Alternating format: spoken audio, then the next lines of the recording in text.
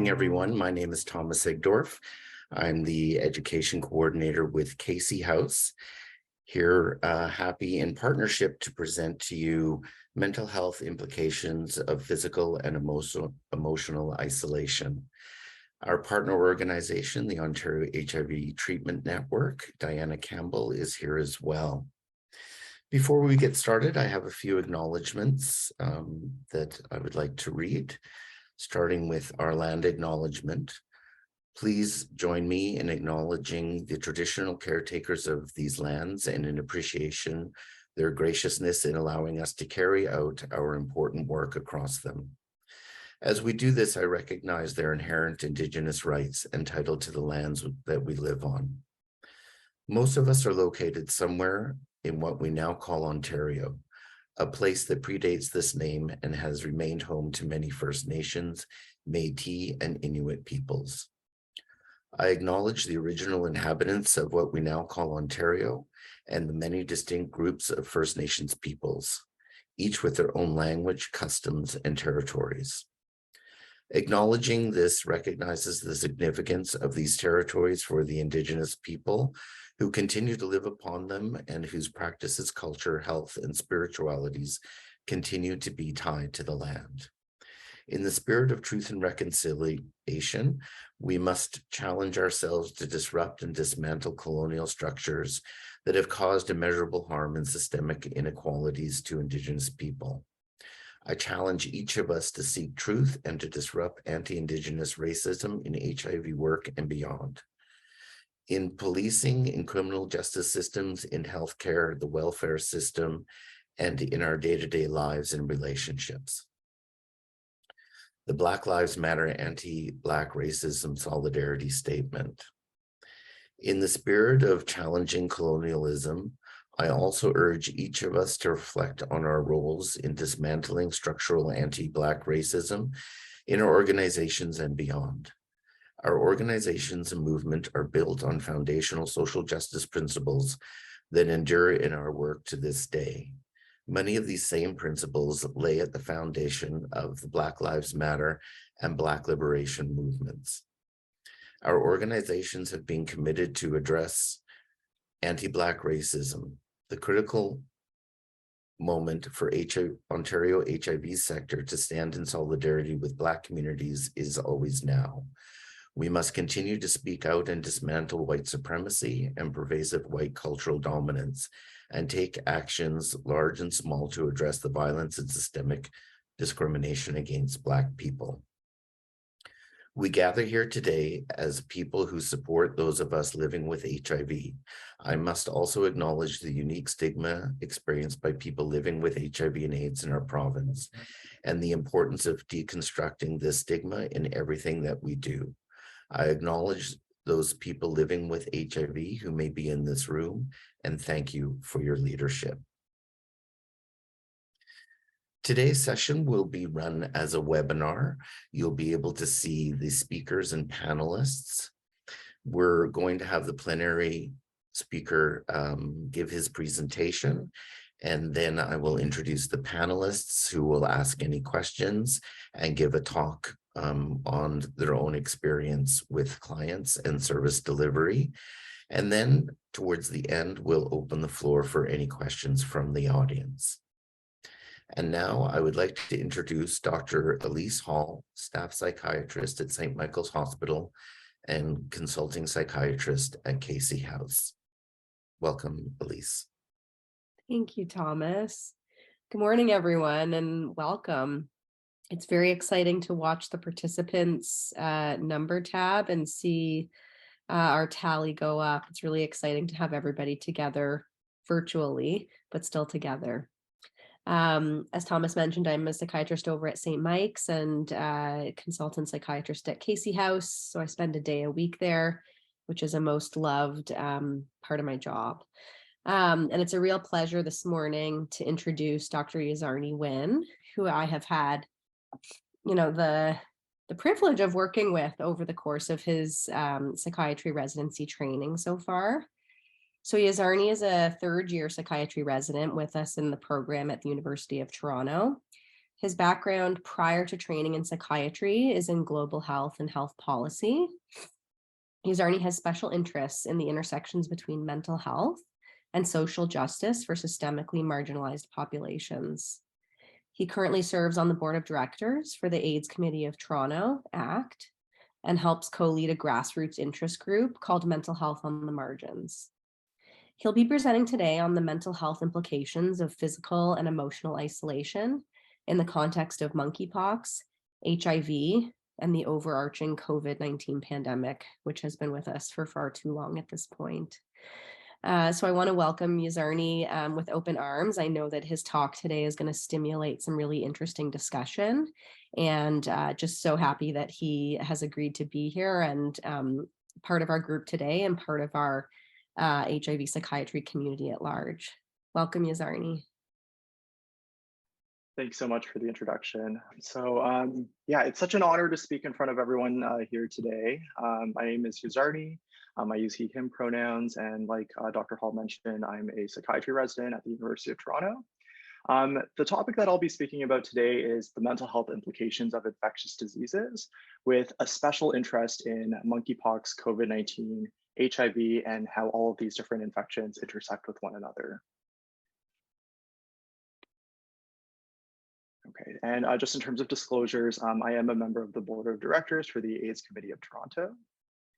And just a brief outline of what I'll be discussing today. So first, just to set a bit of context, we'll be talking about what exactly is monkeypox, what has happened in the past year during this current outbreak that we're experiencing.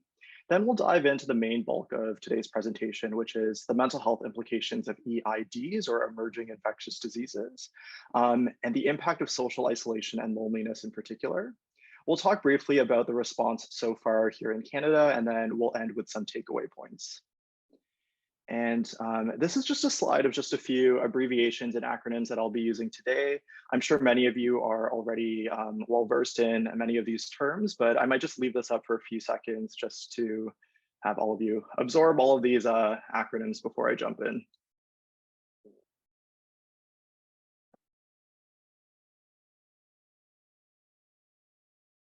Okay, maybe we will move on. Okay, so starting with what is monkeypox? Monkeypox is a viral zoonotic infection caused by the monkeypox virus. It can spread from animals to humans, humans to other humans, and from the environment to humans. And the symptom severity and illness course can be quite variable. It can range from a very mild illness that can self-resolve on its own within a few weeks, to a very serious illness that may require hospitalization and, in very rare cases, intensive care. Those at highest risk of developing a severe illness include people who are pregnant, children, and immunocompromised people as well. So that encompasses people living with HIV, people living with cancer, transplant patients, and patients on immunosuppressive medications as well. And just briefly, in terms of some symptoms and complications, many of the initial symptoms of monkeypox are quite nonspecific and can also mimic things like COVID-19, influenza, and many other common infectious diseases as well. So a lot of these symptoms are quite common: fever, headaches, myalgias or muscle aches, backaches, swollen lymph nodes, chills, exhaustion as well. One thing that does distinguish monkeypox away from some of these other infectious diseases is a very characteristic rash, which we'll talk about in the next slide. And some of the more severe complications of monkeypox include things like bacterial superinfection. So this is a secondary infection that is superimposed on top of the initial viral disease. Corneal infection, so eye involvement, scarring, bronchopneumonia and respiratory distress, sepsis and septic shock, cellulitis, encephalitis, so inflammation of the brain, and dehydration as well. And a number of these serious complications are considered life-threatening. So some of you may have seen or maybe even experienced this monkeypox rash yourself. So this rash can affect many regions of the body, including the face, the palms, soles, groin, external and internal, genital and anal regions as well. And the sores can really range from a singular sore to several thousands of sores across your body as well. So typically in the lifespan of some of these lesions, they initially start as a very small sort of lesion that is flat and maybe only a few millimeters. Eventually, they transition to develop a bit of a pustule, and then after a few weeks, they start to ulcerate, crust, and then eventually scab, and the scabs typically fall off on their own. This tends to last around 2 to 3 weeks, and there isn't really any particular treatment for a lot of these lesions or this rash. It tends to self-resolve by itself. So how does monkeypox spread? In this current context that we're seeing monkeypox in, it's primarily person-to-person transmission, and this can include face-to-face contact, so via droplets or aerosols, by talking or breathing closely with other people, skin-to-skin contact, so any sort of physical touch, but also sexual intercourse as well, mouth-to-mouth contact, mouth-to-skin contact, and like I mentioned, typically the course of monkeypox is around 2 to 3 weeks, and this is also around the time that someone is considered to be infectious with monkeypox. So as long as you are visibly experiencing these sores, you can consider yourself potentially contagious for monkeypox. Like I mentioned, the environment can also be contaminated with monkeypox. So this includes used towels, bed sheets, sharing clothes with other people as well. And monkeypox can also transmit during pregnancy or during or after birth via the skin-to-skin contact. It is a little bit of a question mark whether monkeypox can be considered sexually transmissible. More often or more likely is that the physical close contact that you have with someone else during sexual intercourse can result in the transmission of the monkeypox. However, research is still being done on whether or not monkeypox can be spread via fluid exchange as well. So who is at risk for monkeypox? Generally, everyone. Regardless of race, sex, gender, or sexual orientation, monkeypox can potentially impact anyone who's exposed. In Canada, person-to-person transmission is the primary mode of transmission. And the majority of cases that we're seeing right now with this current outbreak has disproportionately impacted men who reported having intimate sexual contact with other men. Additionally, people with multiple or new sexual partners are at increased risk as well. And just hearing about some of these features, there are a lot of parallels that we can draw between this and that of the HIV pandemic or epidemic, which we will talk more about a little bit later. So just quickly in terms of treatment and prevention, again, monkeypox is typically self-resolving. Supportive care such as pain medication, staying well hydrated and eating well can be quite helpful, as well as keeping the sores clean. In some cases, especially in those cases that I mentioned for severe complications or illnesses, or if you're at risk of developing a serious illness, antiviral medication such as tecovirimat may be recommended. And in terms of prevention, if we do find ourselves to be exposed or suspected to have monkeypox, it is important to limit contact away from other people, to self-monitor our symptoms for about a 3-week period after the initial exposure, frequent hand washing, cleaning of commonly touched surfaces, and if we do find ourselves to be symptomatic, to be tested and get medical advice as soon as possible. So now just jumping in a little bit to what has actually been going on this past year. Since May of 2022, cases of monkeypox have been reported in countries where it has not historically been endemic. And monkeypox is endemic to many countries in West and Central Africa. However, most new cases over the past year have been reported in Europe and North America. Again, this has disproportionately impacted men who have sex with men in particular, but is not exclusive to this group. And on July 23rd, the World Health Organization declared the global monkeypox outbreak as a public health emergency of international concern. So far, on a global scale, there have been over 75,000 cases reported. The vast majority of these cases have been in non-endemic countries. In total, 109 countries have been impacted, and 102 of those countries are non-endemic countries. And of course, every death associated with monkeypox matters and is significant. However, it is also quite remarkable how low the case fatality rate of monkeypox actually is. So there have been 34 reported total deaths, but this is in the context of over 75,000 cases. This is just to give you a bit of an idea of what the spread of monkeypox has looked like over the past year. So again, monkeypox is historically endemic to West and Central Africa, which is noted by the blue. But as we can see, the cases have really spread through to pretty much every region of the world. And in Canada, the majority of those cases have been concentrated in Ontario and Quebec. So now just thinking about monkeypox in the context of the looming COVID-19 pandemic that we're still experiencing. Like I mentioned, there are a lot of non-specific symptoms that can kind of mimic each other between these two viruses. However, in particular, the rash is quite a distinguishing feature.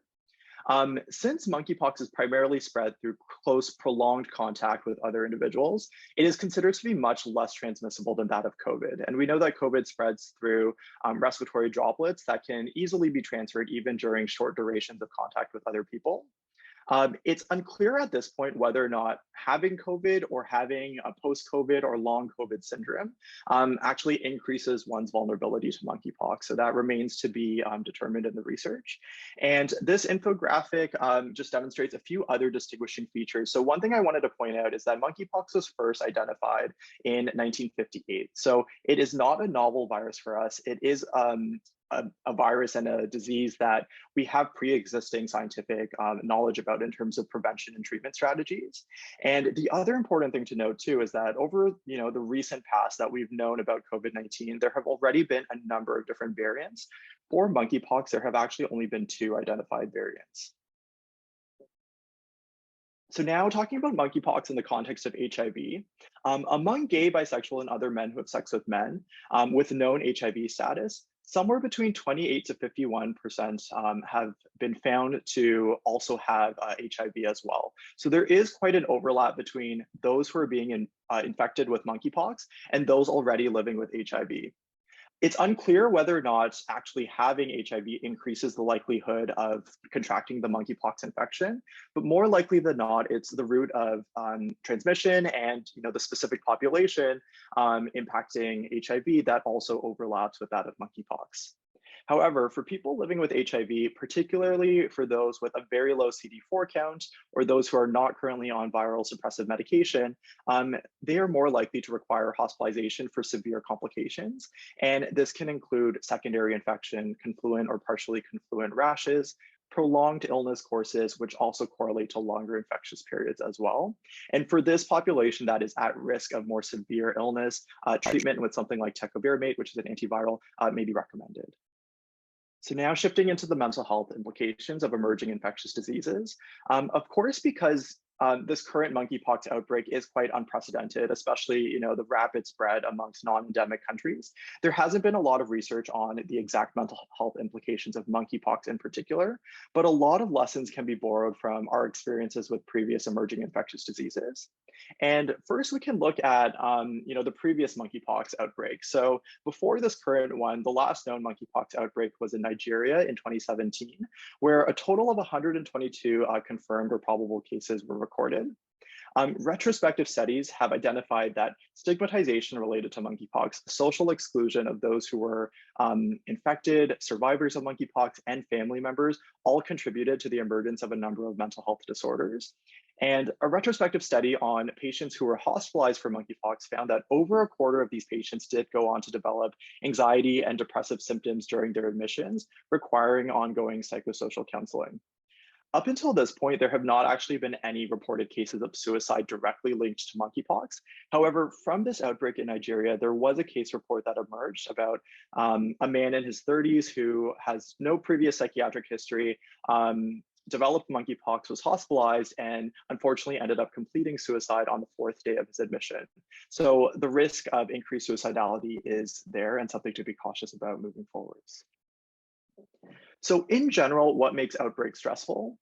As we've seen from our experience with COVID-19, frenzied news reporting and social media response, inconsistent health communication on prevention and risks, the unpredictability of the course of the outbreak as well as stigmatization. And this especially pertains to when an infection spreads between people and when it is easy to target a specific population as kind of the vector or most responsible for spreading that infection onwards. Decision-making stress on both small and large scales, which we've definitely seen during the COVID-19 pandemic. And beyond a lot of the physical manifestations of illness, a myriad of psychiatric impacts can be apparent as well. So this includes things like acute stress disorder, adjustment disorder, illness and generalized anxiety, social anxiety, depression, and post-traumatic stress disorder. So again, with everything that I've mentioned so far about monkeypox, there are a lot of features that are reminiscent to the AIDS epidemic of the 1980s. And the experience of the AIDS epidemic really highlighted a number of key features that went on to inform, the responses of infectious diseases to come. So what really makes the AIDS crisis stand out is at the time, it was the fear of an unknown pathogen that was poorly understood and that had not previously impacted humans to this degree. The frightening media coverage, which we can kind of see on this slide as well. The perception that our exposure to this infection was not under our personal control, and the disproportionate impact that this has had on marginalized populations, in particular men who have sex with men and the LGBTQ plus community at large, in terms of a lot of blame shifted on this population for perpetuating this epidemic, when a lot of it really did come down to a lack of response from the government and from public health officials at the time. So how does this compare to that of COVID-19? There are a lot of shared features, right, that we can kind of draw parallels from in between.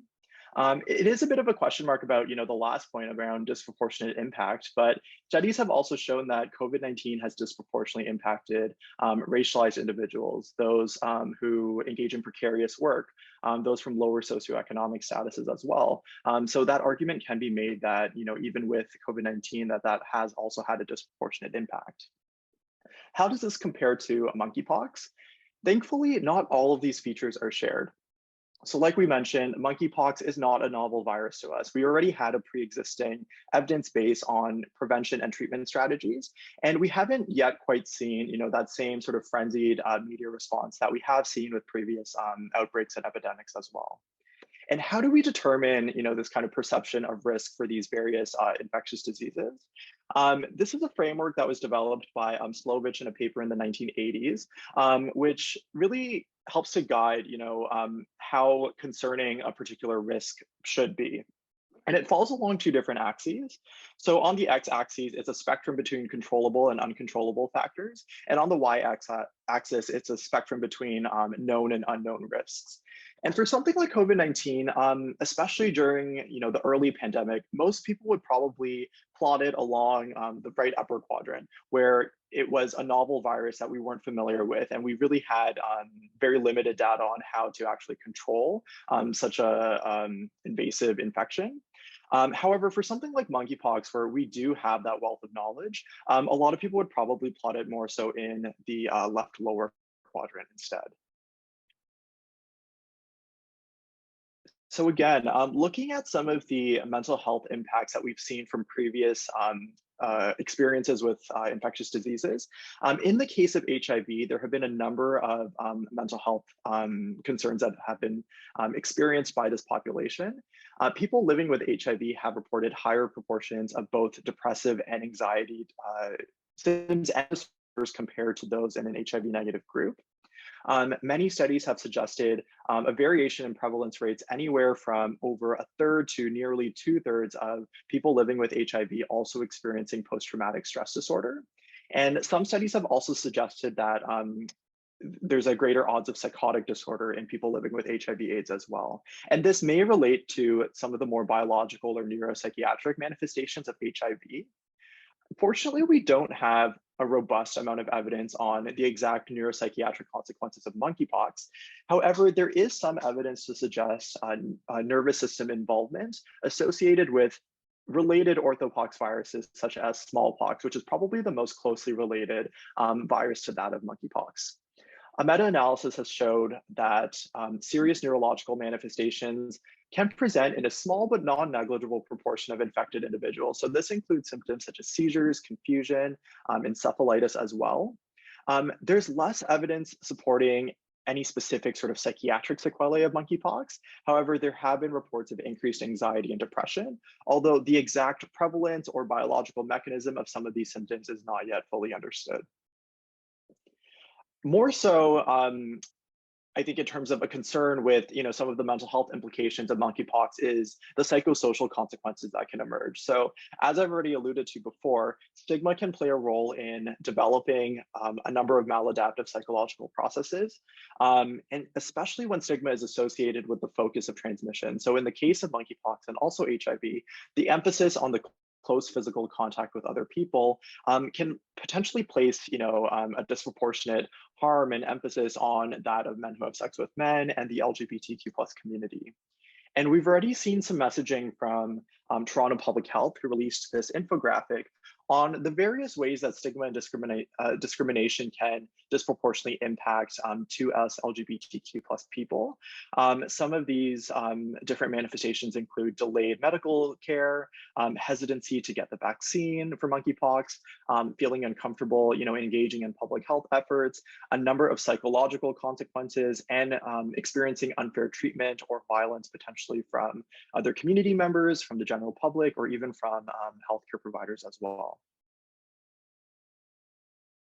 And of course, a lot of this harkens back to the experience of the AIDS crisis, where we really did see this frenzied news response that shifted a lot of the blame for both, getting the infection in the first place and transmitting it further to the individual, so to those who were actually impacted by the infection, rather than thinking about why the government and public health responses were so slow to act on servicing this marginalized group that was disproportionately impacted.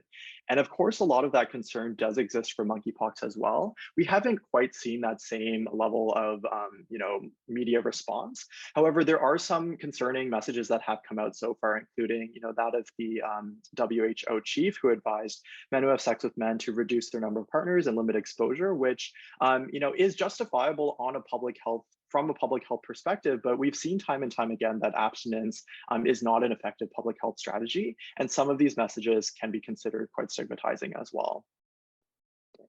So relatedly, there is a lot of stigma carried to some of the physical manifestations of monkeypox as well. And many studies have suggested that skin changes secondary to infectious diseases can have profound psychological effects on those impacted.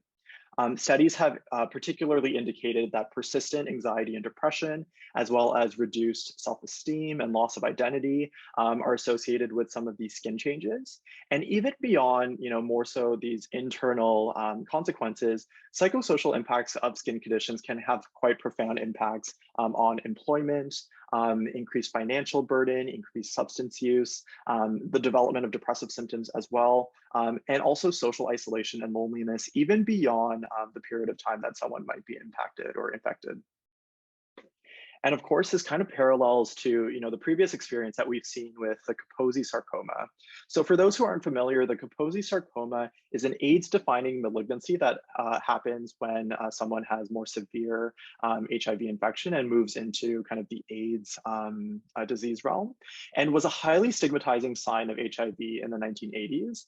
And this was associated with a poor quality of life for a number of reasons. So from the pain of the lesions itself, from associated gastrointestinal symptoms that emerged, facial disfigurement and obstructed vision that could occur, self-imposed self-isolation from having such a visible indicator of one's HIV status, ostracization from other people, and also psychological distress.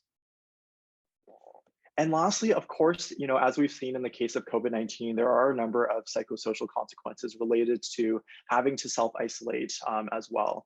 And as we've seen with the response for monkeypox so far, the CDC has recommended that those with monkeypox remain isolated for the duration of their illness at home and kind of quarantining away from other people. So this kind of leads us into the next part of this presentation. And just to distinguish between a few terms, so social isolation refers to the objective experience of solitude that can generate unhealthy physical and psychological symptoms, which include avoidance behavior of social interactions, anxiety or panic, distress during times of solitude, dread associated with anticipating social encounters, and large amounts of time spent alone. Whereas loneliness is more so the subjective experience, but can also lead to a lot of negative thoughts and feelings associated with this as well. So again, some lessons can be borrowed from previous epidemics and outbreaks. And for those who may not remember, SARS, or severe acute respiratory syndrome, was quite a severe outbreak that occurred on a global scale in 2003. This resulted in over 8,000 cases and over 9,000 deaths. And some retrospective studies that have explored what the quarantine experience was like during this time showed that people who quarantined because of SARS experience poor mental health, specifically post-traumatic stress disorder, avoidance behaviors, and anger. And in particular, a quarantine period of over 10 days seemed to have a significantly higher post-traumatic stress symptom burden. On the flip side, there is also a robust amount of evidence to suggest the health benefits of maintaining a lot of these social bonds. So interestingly, in the case of cardiovascular disease, a 2010 meta-analysis found that more so than factors such as smoking, exercise, diet, frequency of social support and integration into a social network were actually more significant factors influencing mortality for those with heart conditions. When we kind of compare this to psychological disorders, a study found that depressed people at risk of recurrent depression actually experienced a reduced risk when they were a part of a social group. And this was apparent for nearly a quarter of participants in this study. There has already been some research emerging from the experience of COVID-19 and the impacts of quarantine. So a study from early COVID in February 2020 in southwestern China found that amongst people who were quarantining, reports of depression and anxiety were almost double that of those who did not quarantine. And a Canadian study also corroborated a lot of these findings as well, where people who were quarantining reported worse or significantly worse mental health. And in particular, there was a concern about more than double the amount of suicidal ideation and more than 4 times the amount of self-harming behavior in people who were quarantining as well. And of course, you know, from all of our collective experiences during COVID-19, there have been a lot of strategies that we have developed and learned about to mitigate some of these mental health impacts from occurring during periods of quarantine. And these can be borrowed, you know, into the current context of monkeypox. So establishing a structured activity schedule, mixing in both productive and leisure activities, maintaining social contacts, even with the physical distancing, maintaining a healthy diet and exercise, relaxation and meditation, relying on supports for daily tasks such as groceries and retrieving medications, and focusing on the facts as well. So remembering that, you know, the quarantine period for monkeypox is time limited. This is generally an infection that will clear within 3 weeks. That symptoms tend to gradually improve during this 3-week period as well. And also keeping in mind the relatively low overall prevalence and mortality rate of monkeypox. So what has been the response so far in Canada? The first case of monkeypox was identified in May of this year in Montreal. And thankfully, Canada already had a vaccine that was readily available. So the vaccine that we have available is called Imvamune. And this was originally authorized for extraordinary use against smallpox, which again is a morphologically similar virus, in 2013. In case there was a future smallpox reemergence. However, its approval was expanded for the use of monkeypox vaccination in 2020. So talk about good timing. From the beginning of the outbreak, public health experts have advocated for a targeted immunization program as opposed to the mass vaccination program that we've seen with something like COVID-19. And this is because of the overall low prevalence rate and the very specific sort of disproportionately impacted population experiencing monkeypox compared to something like COVID-19. Toronto Public Health held its first community vaccine clinic in June of this year. And on July 21st, the Government of Canada also committed to additional funding to support community-based organizations in rolling out monkeypox vaccine efforts as well. So far, as of October 28th, there have been a total of 1,435 cases. There have been 42 hospitalizations related to monkeypox, and thankfully 0 deaths associated with monkeypox here in Canada. And this slide is just for your reference. So this is some of the vaccine eligibility criteria for the monkeypox vaccine. And as we can see, it is kind of a targeted approach. So it specifically caters to any individual who identifies as having sexual partners or sexual contact with anyone identifying from the gay, bisexual, pansexual, or other men who have sex with men population, who also has one of the following criteria. So a sexually transmitted infection within the past year, having sexual intercourse or planning to have intercourse with multiple sexual partners, having sexual intercourse with anonymous or new partners, attending venues where group sex is common, so for example bathhouses or sex clubs, and also sexual contact with those who engage in sex work as well. And what we've seen from the vaccine rollout so far is quite a remarkable response quite rapidly. So again, in around May of this year, that was when cases started to first emerge. We really did see a spike in cases over the course of the summer, and this was particularly of concern during the time of Pride, where there would be such a large congregation of people, at of this higher risk group congregating together. However, since the vaccine has been rolled out since early June, we've seen rates steadily decline, and especially in later fall, we're now seeing rates that are even lower than that of the rates of when monkeypox was first emerging in Canada. And this has largely been thanks to a lot of local public health efforts. So community organizations such as the 519 have been instrumental in terms of rolling out vaccines.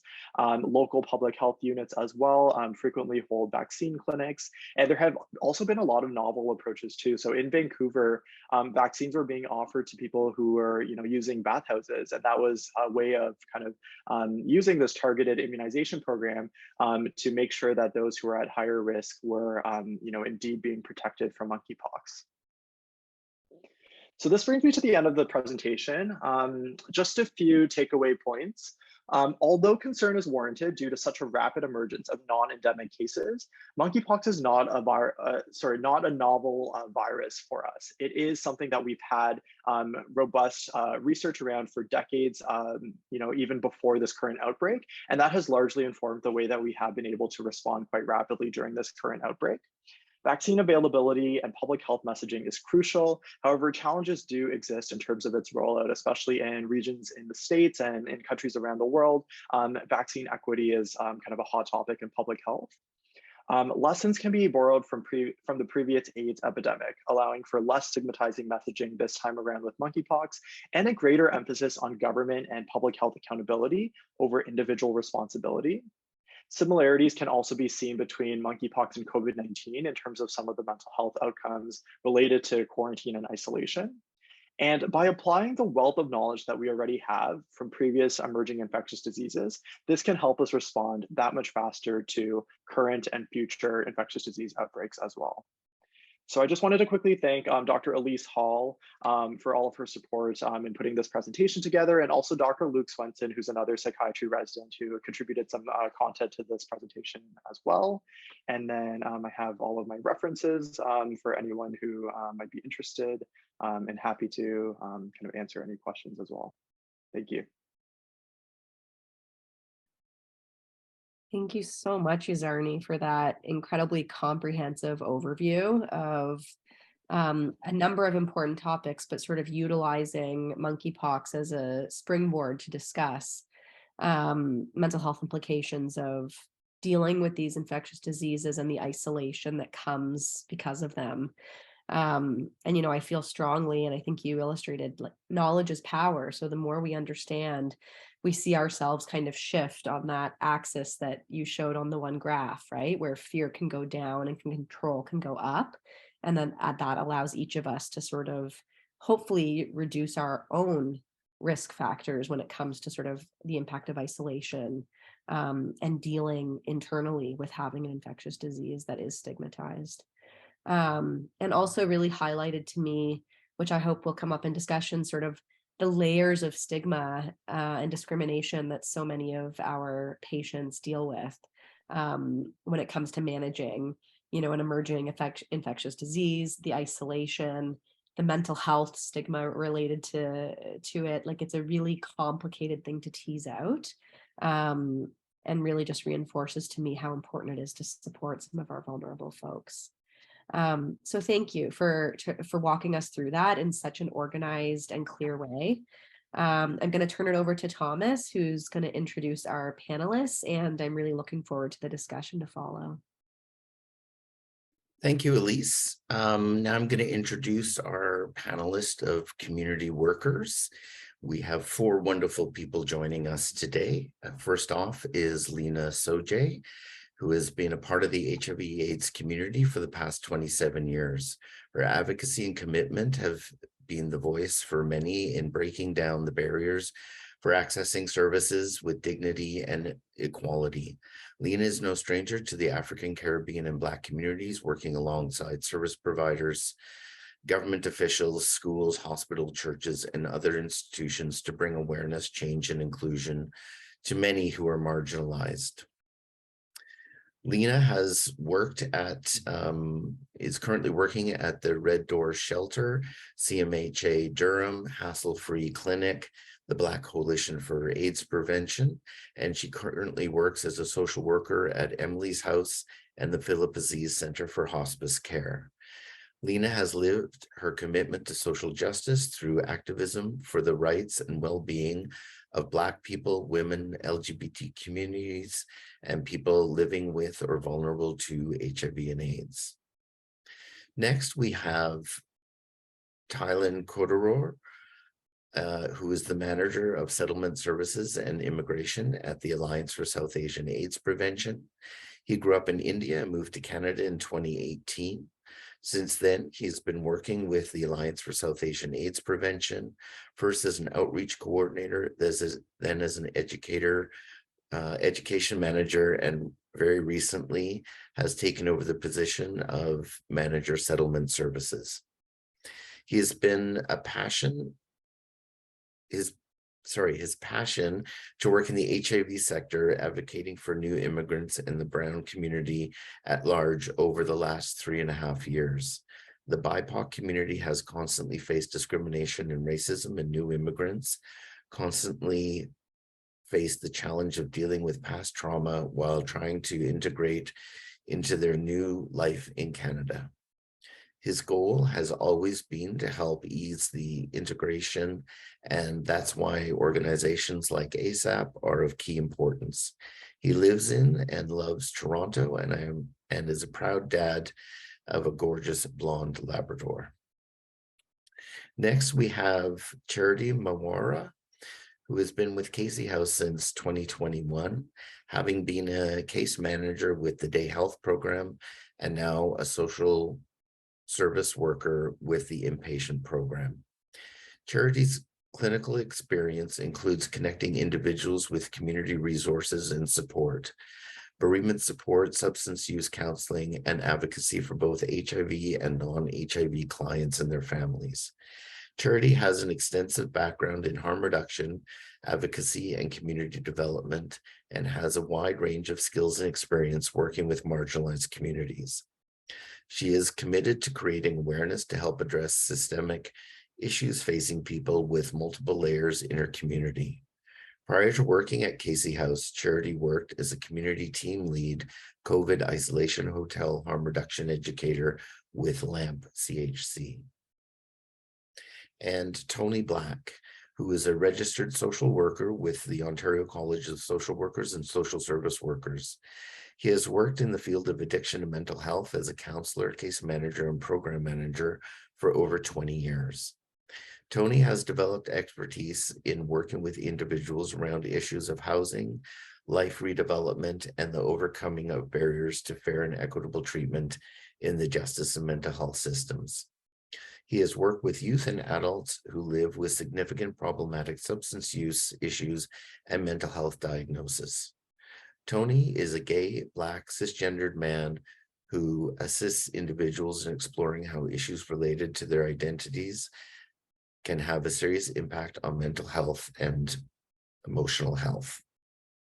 Please join me in welcoming our wonderful panelists today. And to begin, we're going to open the floor to the panelists for any questions that they may have from Yezarni and his wonderful presentation. And then there'll be a chance for each of the panelists to talk about the impact of isolation that they've seen with their clients and on service provision at their agencies. So let me start by opening the floor. Are there any questions or comments about Yezarni's presentation?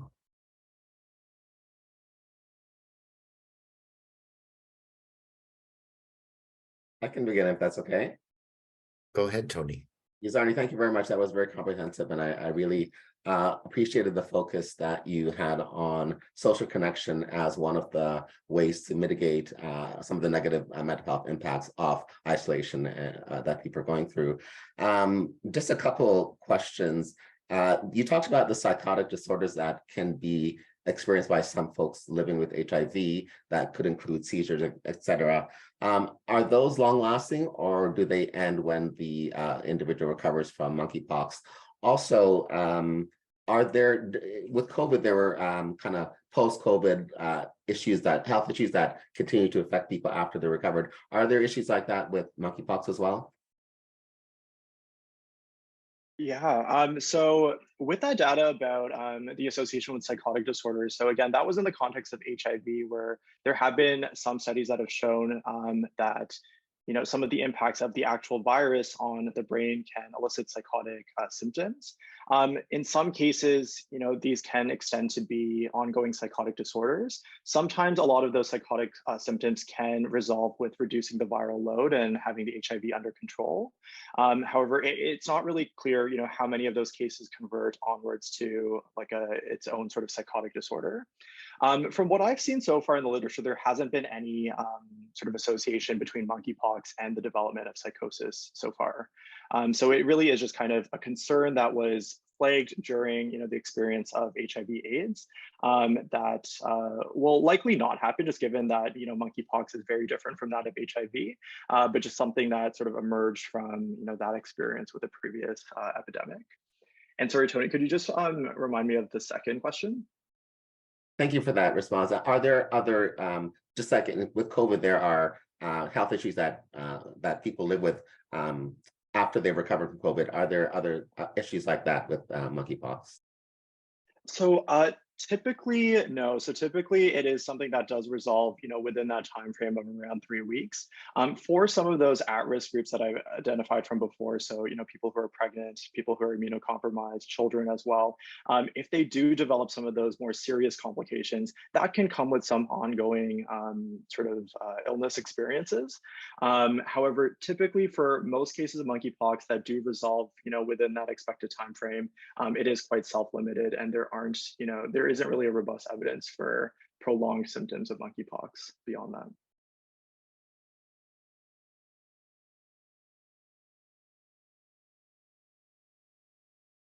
Any other questions or comments from the panelists? I think I can make a question. comment. Sorry. Go ahead. Go ahead. Charity, go ahead.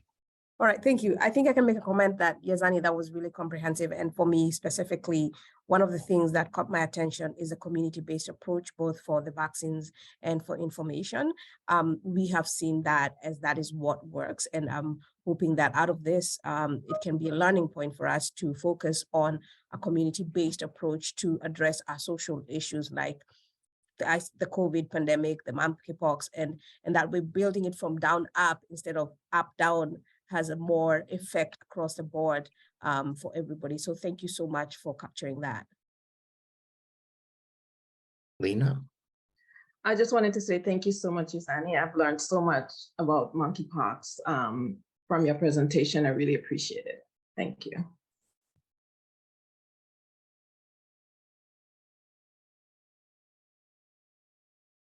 If there's no other questions from the panelists, we'll go ahead and I'll invite each panelist to talk about the impacts that they've seen.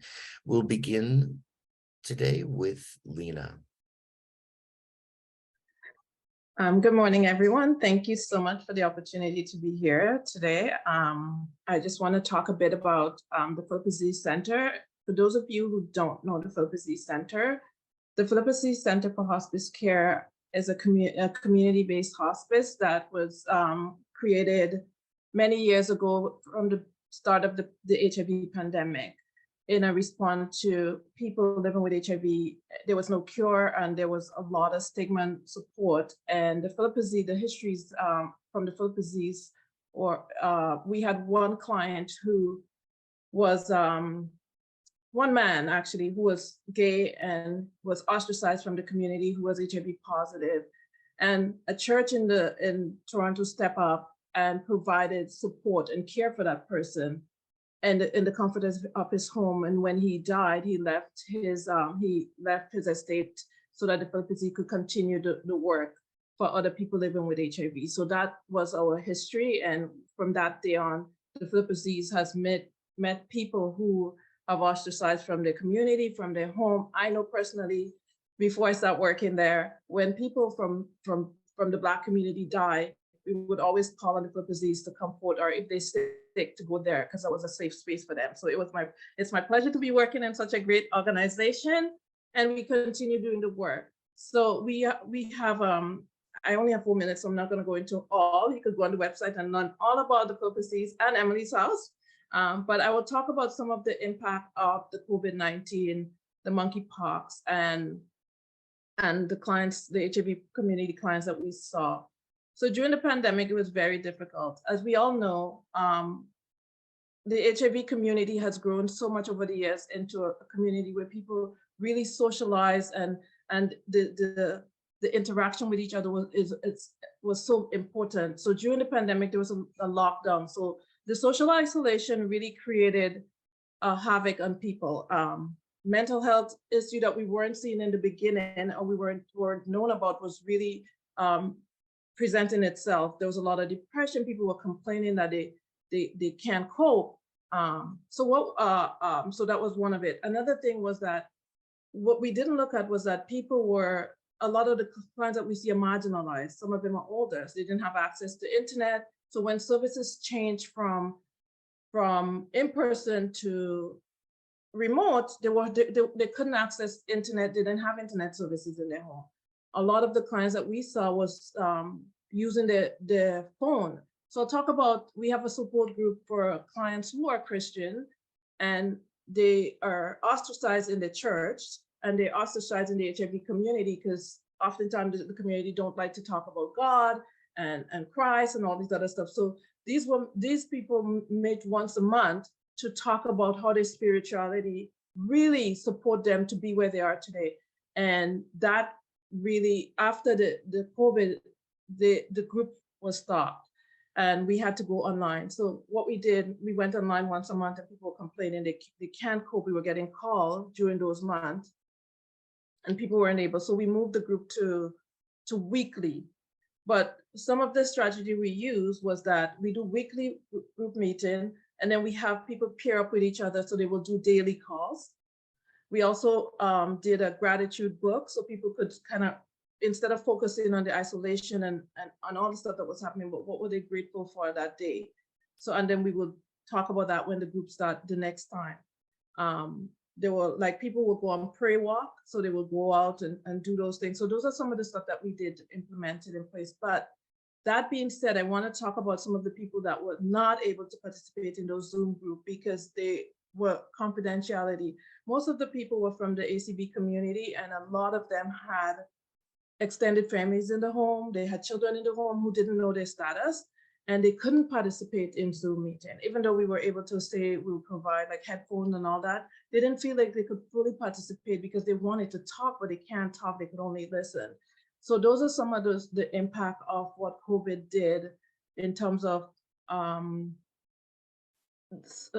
services people receive. I also wanted to talk about how we work with other aid service organizations to make sure that people who didn't have food or whatever, to coordinate that support with other aid service organizations to make sure that people who are accessing food banks or other services could get that through our volunteer program, which we had up and running. And staff also were going into the homes with a PPE to provide, so for people who we recognize that really needed day-to-day or weekly support. I have one thing that I really want us to keep in mind that we often don't talk about. So I remember during the pandemic, which was really difficult, we had some young women in children's aids, and they didn't have, the person was in a group home and they didn't have enough beds, and there was just a lot. And mom was worried about trafficking and the tendency, and there was no support out there for these children. That was like, they were precariously housed, wasn't feeling safe where they were, and there was nothing, no support, because everywhere was locked down. So we had to navigate that, and I don't want to say break boundaries, but maybe bend it a lot to make sure that these young women were safe. So I think all in all we did, but there's a lot of negative things to it, because right now are we back in person, but there's a lot of people who another thing we've seen the long-term impact of mental health and the lack of services for people. So whereas mental health services, people had psychiatrists and they were able to go to their psychiatrist, the appointment was like, instead of once a month, it would be like 3 months. So what do we put in place in those times for people? I think what I'm seeing now is the impact, Tony spoke about the physical illness that people go through, the long-term effect of COVID, but the mental health impact of COVID is something that I think we need to do studies on, and maybe think about the impact of that on our clients. I know I don't have a lot of time, so if anybody have any question, you could ask me. Thank you. Right. Thank you, Lena. Next we have Ty. Morning, everyone, and I just want to take this opportunity to say thank you to Casey House and OHTM for this opportunity to speak here today. And it's always good and it's really commendable and honorable to share this space with my other fellow panelists here. Yes, there's a lot to unpack, and to unpack it in 4 minutes is a bit of a challenge, but I'm still going to try. Lena, you did a great job doing that. So just like Lena said, I think there's a lot of parallels with how a lot of our organizations came into existence. ASAP as well came into existence because about 32 years ago, there was a couple living in Toronto, both with language limitations, both living with HIV, who weren't able to access public health services, and in time passed away with AIDS. And that's how activists came together, advocates came together within the South Asian community, and with the help of ACT, ASAP was formed. And that's the work ASAP has been doing over the last 30 plus years. To understand the effects of mental health, COVID, because of COVID and the mental health effects that it had on the community, just to understand where our community comes from. So ASAP predominantly serves 3 main communities, which is South Asian, Middle Eastern, and Indo-Caribbean folk. And we work predominantly with the LGBTQ plus community. If you realize these 3 marginalized groups, when they come from the countries that they do come from, they are fleeing from an oppressive framework that exists out there. They are fleeing from issues deep-rooted in colonization, in monarchy, and also laws that have been made due to religious heads. So when a lot of our LGBTQ folk do come to Canada, they're escaping a lot of that oppressive lifestyle. And we as ASAP, what we do is helping them integrate. It's more than just helping them settle in. It is a lot about building community, building those friendships, building spaces that they consider safe for them to live, work, and enjoy with each other. And that's what ASAP had been doing for the longest time, which was working really well. We had multiple programs that people had the opportunity to come together, work together, play together, and also socialize and form those bonds and form those friendships. With the coming in of COVID, what we did see is it impacted both the communities. One is the existing community that was here, but also the newcomers. And there were a lot of unique issues that the community faced, because since all in-person programs stopped, there was no access, and it did take time for us to move or adapt to COVID, COVID-related ways of delivering different kinds of services. So existing communities obviously did go into isolation in the beginning of that. We did see a lot of people lose their jobs because a lot of people were working part-time jobs at that point of time, and they did see that those jobs immediately evaporated. A lot of people lost their homes. Yes, we did have those laws that came out saying that, oh, you cannot evict someone, but a lot of the landlords said, okay, you know what, we won't charge you the rent for a particular month, but you will have to pay it over a period of time. So out of that fear, a lot of people lost their homes. They moved to unsafe neighborhoods. We did see people lose a lot of friends and family because of the isolation. And obviously, a lot of people had to deal with death, and that's not just here, but death of their family members and their friends back home. That was one of the major things. We had people losing people every week. And so we had to do regular check-ins, and it's really, really, it can be extremely depressing when you are losing that many number of people. As far as newcomers, we did see the immigration process got incredibly, complicated. Because when people were coming here, whether they came in as students, whether they came in PR, or whether they came in as refugees, they did not have that privilege anymore to go out and connect with people, sit and have a conversation, have a translator at the side to help them understand the process. So the immigration process itself got incredibly complicated. There were no jobs for newcomers because when they came in, they didn't have that leverage or that privilege to go connect with various organizations who would help them with these jobs. Accommodation became a huge challenge. A lot of these people ended up in shelters, which were already overcrowded because obviously all communities were impacted by COVID-19. And then just general access to services, whether it was mental health, whether it was sexual health, whether it's harm reduction, whether it was meeting up with lawyers, whether it was finding accommodations, all of these services were impacted.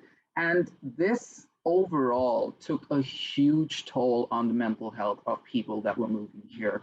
What were the unique things that we saw during the COVID-19 pandemic is, even though we did try to move a lot of services online, people did not have the technology to access it. A lot of us do take things for granted that we have a smartphone so we can access everything, but a lot of these new immigrants and a lot of people from this marginalized group of communities that we serve don't even have a smartphone. They have regular phones.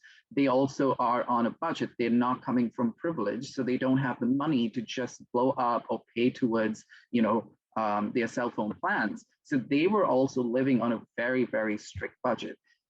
In this entire thing, we lost connection with a lot of community members. We did not know where they moved to. We did not know how to connect with them or reach out to them because COVID took that toll on a lot of them. What we also did see is, and this was something that I had never seen in the last 4 years that I was here, but I saw that a lot of people who did come here as refugees, because the process itself became so stringent, so time consuming and so painful, they returned back to the countries of origin. And that was I think the worst thing that I experienced, because you can imagine someone fleeing a country because they're so afraid of their life. They know that, they can actually lose their lives, and they had to return back to those very situations because of the effects COVID had on multiple services out here. Other unique issues that we did experience were people were turning to drugs just to cope with day-to-day life. So we had a huge spike in the number of people, be it students or be it adults, who were turning to drugs. And that led to a lot of people who lost their lives due to it. In the beginning of this year itself, we had someone who traveled down to Toronto to find a job, spend some time here, unfortunately turned to drugs because they were not able to cope in getting a job and eventually overdose. So we did see a lot of cases of overdose. We did see people obviously becoming suicidal. These were calls that we were not used to before, but we did see a spike in the number of people calling in saying that they had suicidal tendencies. We had to work with the crisis centers to get them that support. But a lot of us did not really deal with the situation where you feel responsible if someone else ends their life. And that was, I think, extremely traumatizing, not just to community folk, but us who were working in that line of service. We did find a lot of people seeking mental health support with therapists, with psychotherapists, with counselors. Unfortunately, that entire framework was so overburdened that the waiting time was impossible. How do you go back and tell someone, yes, I know you need this immediately, but you will have to wait for 3 months? That is, with what face do you say that? So these were things that people were facing, and these were really the impacts that COVID had on this marginalized community that we work with. We did have a lot of things that we initiated as staff. We did move services within 3 to 6 months online. We did try to do check-ins as much as we could. I know a lot of the burden fell on the staff because I know a lot of the staff were actually going out to community members, because these are people not only who are just community members, they're also our friends, they're also our family. So we were reaching out, we were going up to people's homes, dropping in food, dropping in medication, HIV medication, a lot of these things and I know that it's just not ASAP that was doing it. It was a lot of the ASO's staff members that were doing it, because all of us used to talk at some point of time saying that, okay, and that is putting a lot of our staff at risk. They were risking their own lives to do these things. But that came with the passion to support the communities that we work with. And I think when the vaccinations came out, we were one of the ASOs that joined the COVID Ambassador Initiative by Toronto Public Health to make sure the community were getting their vaccinations on time. I still remember just before Pride, ASAP had conducted one of the monkeypox clinics, and in a day we vaccinated 350 people with just 7 staff. It was, I think it was, all of us pushed our limits, but we just wanted to make sure that everyone who did attend Pride that year would attend it safely and would at least have the confidence that they were vaccinated. So yeah, I would say the COVID pandemic did have really severe impact on the mental health of the community, while as they had multiple other impacts on them. And it is not, while I say yes, we have moved to in-person programming now with the situation that it is, but it is going to take years to rebuild and get back to where we were before COVID-19. And I think that's what we need to understand, that it has put that strain not just on all the communities, BIPOC communities, but all the ASOs and all people that work in community services. So that's what I wanted to share. Thank you. Thank you, Ty. You make some really important points. And next we have Charity. Thank you so much. Good morning, everyone. I think from my perspective, I'll first introduce Casey House to you all. Casey House was funded in 1988, thereabout. And I think the main reason for it and the people behind the founding of Casey House was to be able to give people who were then affected by HIV and AIDS a dignified place to have end-of-life care. And at that point, when Casey House was being founded, one of the things that is really interesting to note is that the life expectancy of people with HIV or AIDS was like about 9 months, right? And now that has changed. And with that, Casey House has also changed its services to be able to encapsulate people with at risk of HIV and also with HIV. So one of the things that I think for me personally, I can talk about in my role is the fact that during the height of the COVID pandemic, and one of the things I realized is a loss of income for people. I know somebody else has mentioned this, but one of the things I particularly want to focus on is sex workers, right? They were not able to go about their businesses as usual. And there's a lot of stigma already involved in sex work, right? And there's also stigma involved with what sex work is all about, why it should or should not be regulated or allowed to be able to be practiced without the law, right? So one of the things that stood out is how people were told to hunker down, we're all told to hunker down, isolate. So, and this is not, sex work is not just like it's an 8 to 5 for some, but it happens in different confines, right? Hotels were shut down.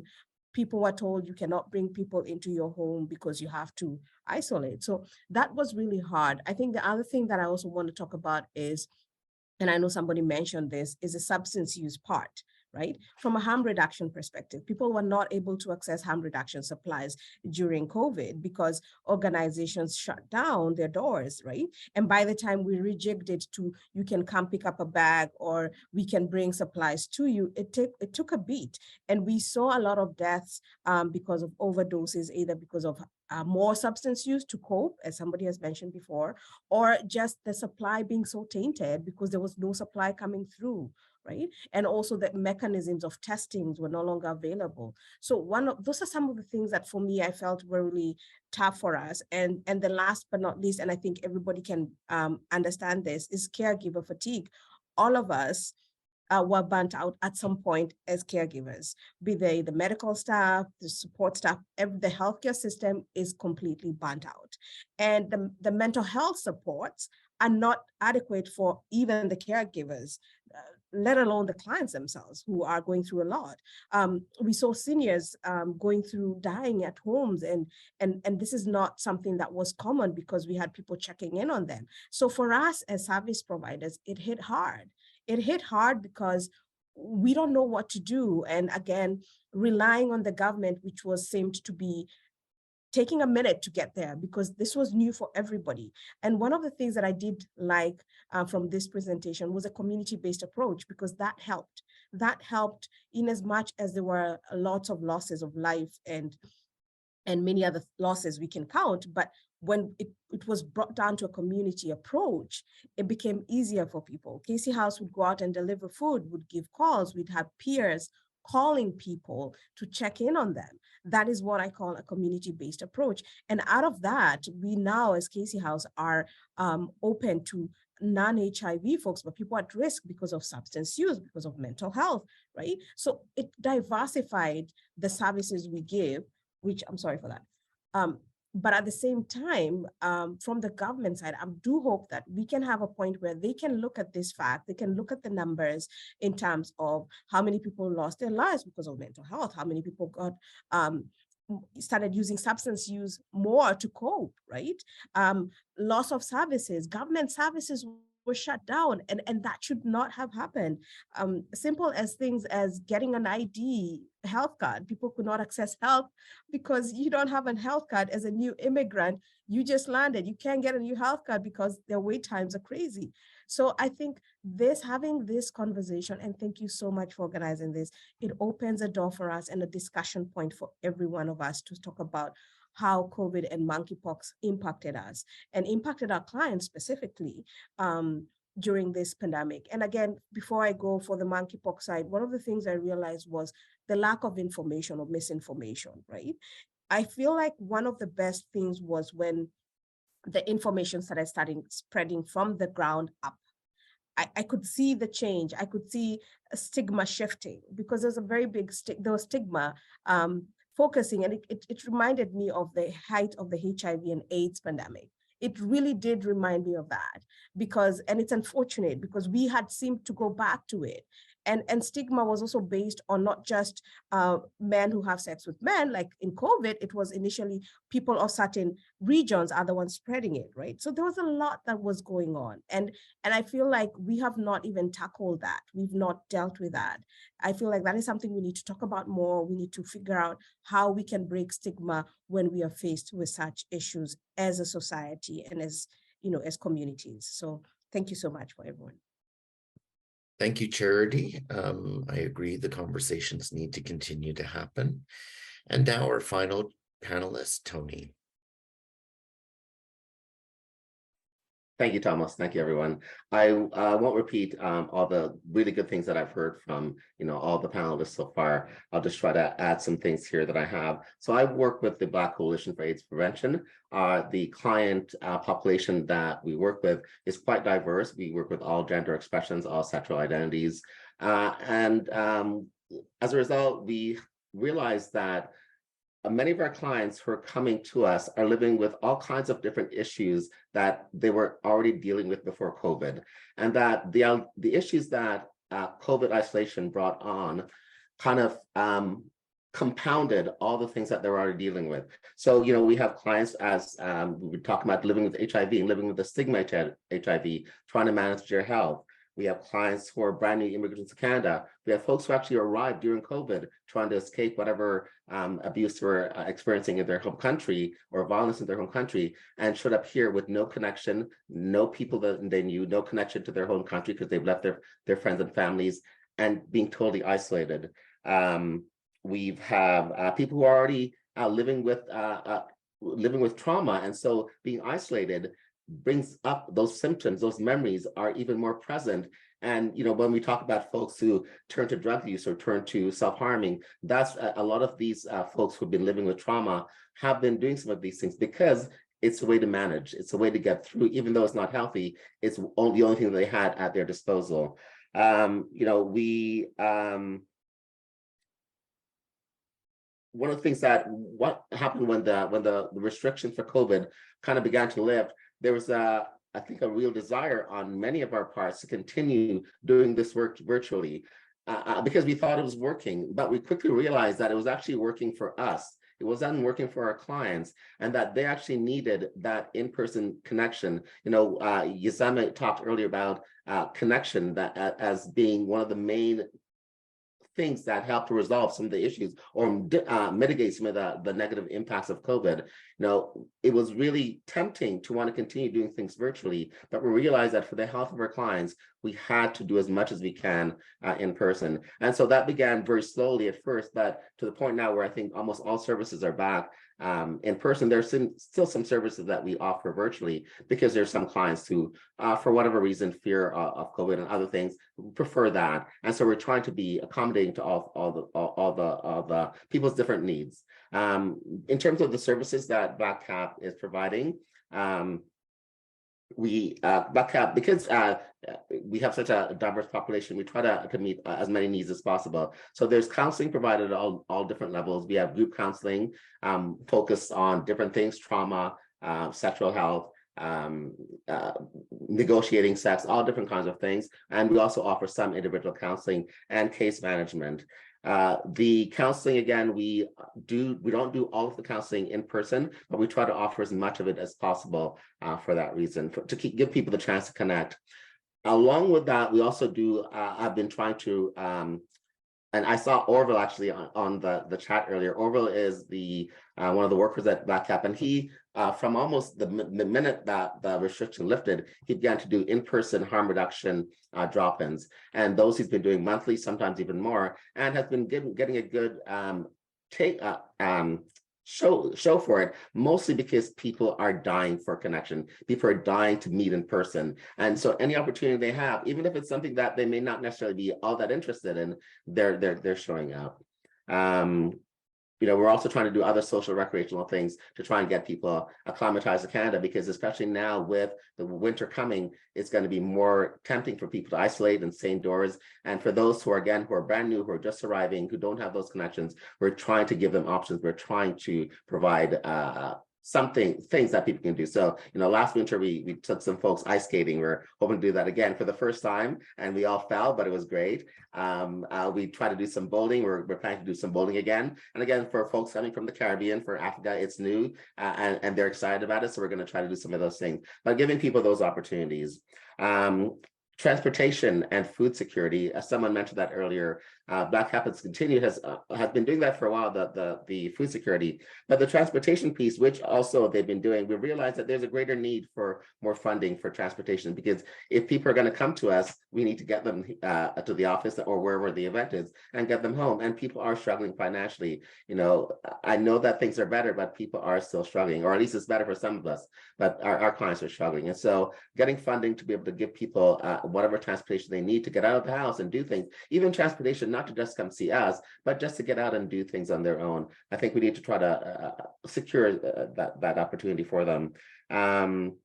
Also, opportunities to volunteer and opportunities to be peers within Black Cap. That's something that I think Orville takes the lead on some of that as well. And clients have been responding, again, not so much because they feel like they have some kind of expertise in some area, but because they want to be able to connect with others. They want to be able to meet people who have some shared values, some core values that they share, and build those relationships.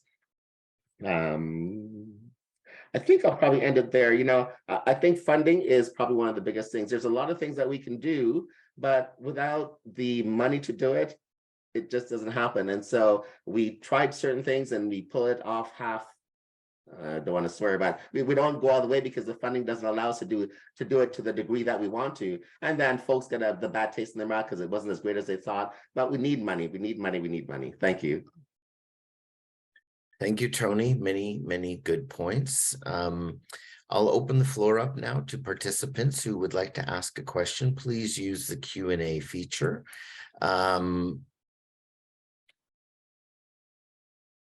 It seems to have, some were answered already, I see. Sorry, I'm just going in this. So one question, how many people are present? We had 91 people today. Another question is COVID fatigue, mask fatigue a real thing? How can this fatigue show up in persons' actions and their mental health? And did monkeypox add to this? If there's anyone that would like to answer that, I see it was answered in there from Yezarni. Yezarni, did you want to verbalize that answer? Sure, yeah. At the same time, I haven't actually had too much clinical exposure to folks dealing with monkeypox, so I would be interested to hear what any of the other panelists have seen. From my knowledge, in terms of a public health response, masking wasn't specifically recommended for the purposes of monkeypox. So I'm uncertain how it may have impacted the mass fatigue specifically, but certainly could kind of compound on top of a lot of the fatigue already existing with something like COVID happening in the background. Thank you, Yezarni. The next question, which Yezarni answered in the Q&A, but I'll read it in case people are not able to see that. Is there any data to report on the ongoing issues of body dysformic disorders among PHAs, even after the signs of monkeypox have cleared?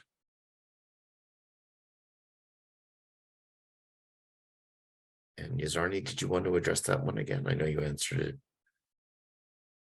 Sure. Yeah. So I think because the current or the outbreak that we've experienced over the past year is so unprecedented, it's still yet to be seen kind of what the longer impacts or longer mental health impacts of some of the monkeypox manifestations actually are.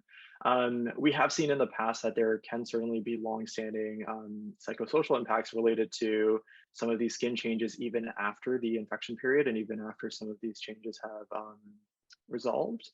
And I mentioned, I think someone else might have asked a follow-up question too. And I think Dr. Hall also chimed in that there are a number of psychological based interventions that can help with some of those longer standing psychosocial consequences. So I mentioned, CBT has been used in some cases of body dysmorphia. I think Dr. Hall also mentioned things like acupuncture, massage therapy, as other potential sort of psychological strategies too. Yeah, I think one of the things that I've seen come up with patients who have dealt with physical, visible, dermatological sort of skin related issues secondary to an infectious disease has been this kind of emotional experience of something about my physical appearance is ugly or tainted or unlovable, untouchable. People don't want to be near me. And I'm talking like post active infection, like when there's no, even risk of transmission. And one of the things that's been really powerful for a number of patients that I've seen has been sort of touch related interventions. So, at Casey House, we've had our massage therapy program. I'm not sure what's happening with it now in the context of the pandemic, but Sherburne Health had a great no-fee naturopathic program where folks living with HIV could access free acupuncture. And some of these interventions, I think, were powerful because they allowed individuals to experience touch in a therapeutic, safe space. And then that helped them feel less of those negative sort of stigmatizing things about their own skin and their own body. So yeah, I mean, I think therapy and CBT is a great intervention. And I think other things that sort of help emphasize that you are safe to touch and that people still want to be close to you or close to your skin in a therapeutic way can be a really powerful message for people to experience. Thank you. Our next question. There's an intersectionality between monkeypox, COVID-19, HIV, and substance use, etc. Do you think extrapolations can be made about the impact of isolation arising from other factors? And would you say that the stigma, fear-induced isolation experienced by many substance users has similar negative consequences for their mental health?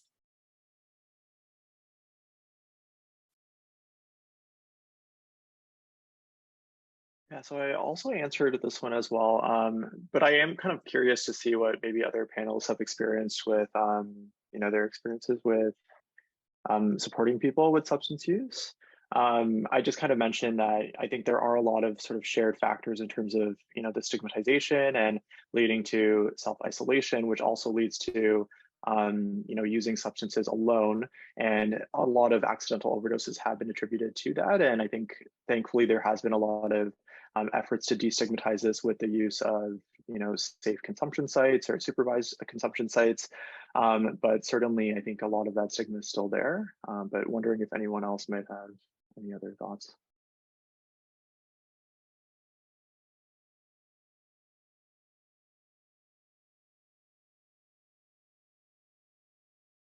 I think that could be a whole nother webinar. The many impacts of mental health and the various points that come in to impact it negatively. Our final question is, stigma has been a major contributor to shattering the mental health and well-being of persons living with HIV, and since HIV arrived on the scene. Have you seen a decrease in the stigma and its impact on persons living with HIV over the years due to education, great awareness, and increased community supports? For me personally, I would say no. I think it's also, I believe, based on my experience, that how stigma, because you could have internalized stigma. So even if outside people is how you feel about yourself, and also experience. So I work a lot with the African and Caribbean Black community. And if somebody came to Canada and they were diagnosed in their home country, the experience is totally different from the experience here. But you come with that stigma. You don't leave it behind. And that's part of the trauma that I think has not been addressed. Because I've known people who I'm working with now in my capacity to counsel them, is that their house was destroyed, they were thrown out of the community, and they came to Canada as refugee and they were able to get housing and get everything. And during the pandemic, it really, the isolation caused them to start reliving all the trauma that they experienced. So for some community, yes, maybe, but for my location, for other community, no. Thank you, everyone. That's all the time we have for today. I want to thank Big Bang Beige, our event organizers, as well as our partner organization, Diana Campbell from the OHTN, as well as my co-host, Elise Hall, for being here today. I want to thank Yezarni for your very thorough presentation, and our four wonderful panelists, Lena, Ty, Charity, and Tony, for the many impactful things you had to say and help us learn about the impact of services and the impact on our clients. I also want to thank all of you for taking time out of your day to come and join us today. This session has been recorded and will be up on both the Casey House and the Hive websites for you to view in the next couple of weeks. You can check back for that. Again, thank you, everyone, and I hope you have a wonderful day.